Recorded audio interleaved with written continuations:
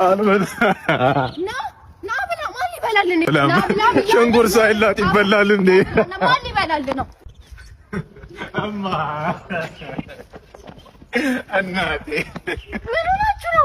ለትገለኝ ነው ጫውሬች ሰው በላል የሰራሁት ምግብ አልበላም ብሎ ነው። እኔ መሰለኝ ማለት ቆርጦ ሰርቼ ወይኔ እናቴ አሁን ይሄ ለሰው ነው ለዶሮ ነው? በኢየሱስ ስም ጥራይ ፀጉርም አለ። ሽንኩርት ከነ ፀጉሩ እናቴ ሽንኩርት ይከተፋል እንጂ ይታረዳል እንዴማ? ፈለጠችው ፈለጠችው እንጂ ፈለጠችው። ቲማቲም ሲከተፍ ነው ማቆ ገነዘችው እናቴ።